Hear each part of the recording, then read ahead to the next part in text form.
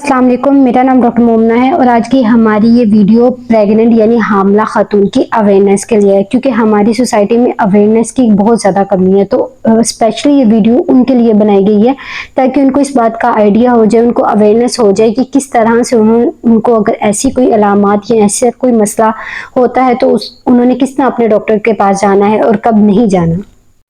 आज हम जिस टॉपिक के बारे में बात करना चाह रहे हैं वो ये है कि कौन सी ऐसी 5 गलतियां हामला खातून करती हैं जिसकी वजह से उनकी जो प्रेगनेंसी ख़त्म हो जाती है, एंड हो जाती है, या उनको मिसकैरेज हो जाता है, या उनका क्या होता है हमल ज़ाया हो जाता है। ये कौन सी ऐसी गलतियां हैं जो अक्सर फीमेल बार बार करती हैं। अब सबसे पहली गलती जो अक्सर फीमेल्स करती हैं वो ये है कि फॉलिक एसिड का ना लेना। अक्सर फीमेल्स क्या करती हैं कि उनको डॉक्टर कहते भी हैं कि आपने फॉलिक एसिड का पहले 3 माह में फर्स्ट ट्राइमेस्टर में ज़रूर इस्तेमाल करना है, तो फीमेल्स क्या करती हैं फॉलिक एसिड नहीं लेती। असल में ये जो फॉलिक एसिड है ना, folic acid is a food of baby. इसका ना बेबी की ग्रोथ में बहुत ज़्यादा रोल होता है। अगर आपकी बॉडी में फॉलिक एसिड की कमी होती है तो इससे क्या होता है बेबी की ग्रोथ नहीं होती, और इसके अलावा बेबी के आपके जो मिसकैरेज होने के चांसेस होते हैं ना वो बहुत ज़्यादा हो जाते हैं। तो इसके लिए ज़रूरी है कि आप प्रॉपर फॉलिक एसिड लें फर्स्ट ट्राइमेस्टर में, ठीक है। मैक्सिमम आपने 14 हफ्ते के लिए इसको ज़रूर यूज़ करना है ताकि आपके बच्चे की ग्रोथ अच्छी हो, आपको मिस कैरेज ना हो। ये एक स्टडी में देखा गया है कि एक स्टडी की गई थी जिसमें क्या किया गया, उन फीमेल्स का ब्लड लिया गया, प्रेग्नेंट फीमेल का जो फॉलिक एसिड ले रही थी और वो वाली फीमेल जो फॉलिक एसिड नहीं ले रही थी। तो क्या हुआ था कि उन फीमेल्स की बॉडी में जो फॉलिक एसिड नहीं ले रही थी उनकी ब्लड में फोलेट की कमी की वजह से मिसकैरेज होने के चांसेस बहुत ज्यादा थे। मतलब उनके मिसकैरेजेस का रेट बहुत ज्यादा हाई था उन फीमेल्स का जो फॉलिक एसिड नहीं ले रही। तो इसलिए जरूरी ये है कि आप फॉलिक एसिड जरूर लें फर्स्ट ट्राइमेस्टर में पहले 3 महीनों में, ताकि आपके बच्चे की ग्रोथ अच्छी हो। उसके अलावा एक और बहुत बड़ी चीज़, अगर तो आप प्रेगनेंसी के इनिशियल डेज में ही बहुत ज़्यादा वेट गेन कर लेते हैं या प्रेगनेंसी होने से पहले आपका वेट बहुत ज़्यादा, तो इससे क्या होता है मिसकैरेज होने के चांसेस बहुत ज़्यादा होते हैं। वेट गेन होने की वजह से, ज़्यादा वेट होने की वजह से मिसकैरेज के चांसेस बहुत ज़्यादा हो जाते हैं। और दूसरी तरफ अगर आपका वेट बहुत ही कम है ना, मतलब एक नॉर्मल, अगर आप अंडर वेट हैं, नॉर्मल वेट से अंडर हैं, तो इससे क्या होगा कि उससे भी आपके मिसकैरेज होने के चांसेस बहुत ज़्यादा है। उसके अलावा एक और गलती जो बहुत बड़ी वजह बनती है मिसकैरेज की, लोग क्या करते हैं कि अपने गायनोकोलॉजिस्ट यानी अपने डॉक्टर के पास प्रॉपर विजिट नहीं करते। उनके गायनोकोलॉजिस्ट ने जिससे अगर उन्होंने आपको कहा है कि 4 हफ्तों के बाद आपने दोबारा चेकअप करवाना है तो आप नहीं जाते। तो इसमें क्या होता है, अगर आप प्रॉपर चेकअप नहीं करवाते अपना, तो 90% फीमेल्स में ये देखा गया, अगर वो प्रॉपर चेकअप करवा रही है अपने गायनोकोलॉजिस्ट, तो 90% ये देखा गया कि उनकी जो प्रेगनेंसी के आउटकम्स होते हैं वो बहुत अच्छे होते हैं। लेकिन 50 to 60% फीमेल्स ऐसी हैं जो अपने डॉक्टर के पास ना उनका विजिट होता है, ना वो अपने डॉक्टर को प्रॉपर चेकअप करवा रही होती हैं। तो क्या होता है कि उनके अंदर मिसकैरेज होने के चांसेस ज्यादा होते हैं एज कम्पेयर टू वो फीमेल्स जो अपना प्रॉपर चेकअप करवा रही होती है, रूटीनली चेकअप करवा रही होती हैं। उसके अलावा एक बहुत बड़ी चीज आ जाती है जो बहुत इंपॉर्टेंट चीज है, वो है लाइफस्टाइल। देखिए, अगर तो आपकी लाइफ में बहुत ज्यादा स्ट्रेस है, आपकी लाइफ स्ट्रेसफुल है, स्ट्रेस वो किसी तरह का भी हो सकता है, मेंटली स्ट्रेस है, अगर आपको कोई फिजिकली स्ट्रेस है, तो इसमें बहुत ज्यादा चांसेस होते हैं आपके मिसकैरेज होने के।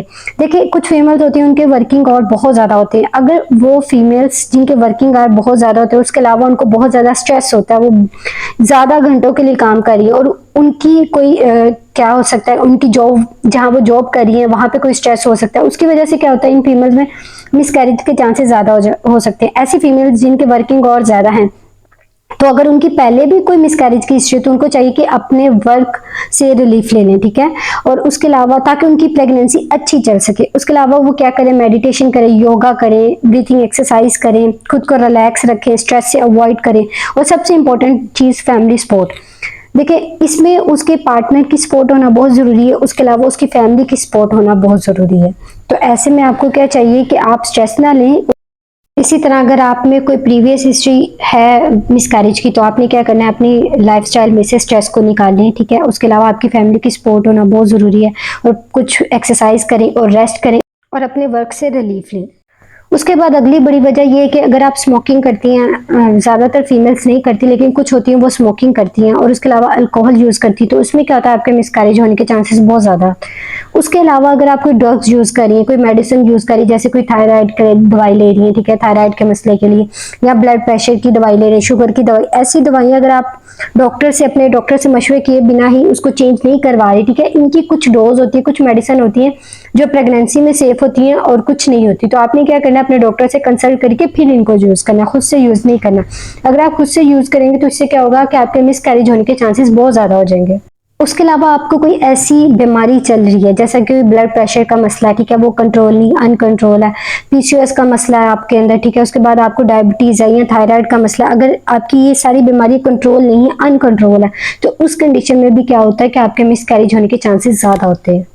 ये जो पीसीएस वाले पेशेंट्स होते हैं ना, इनमें पहले तो प्रेगनेंसी कंसीव करने का बहुत ज़्यादा मसला था, और वंस अगर वो कंसीव कर लेती हैं तो इनमें क्या होता है, दूसरी प्रेग्नेंट वुमेन्स के कंपैरिजन में क्या होता है, ज़्यादा चांस होते हैं मिसकैरेज के। उसके अलावा सेम इसी तरह थायराइड के साथ, अगर आपका थायराइड का लेवल कम है या ज़्यादा है तो इसमें, और अगर आप अपनी मेडिसिन प्रॉपरली यूज़ नहीं कर रहे, अपने डॉक्टर के साथ कंसल्ट नहीं कर रहे, तो इसमें भी मिसकैरेज होने के चांसेस बहुत ज़्यादा है।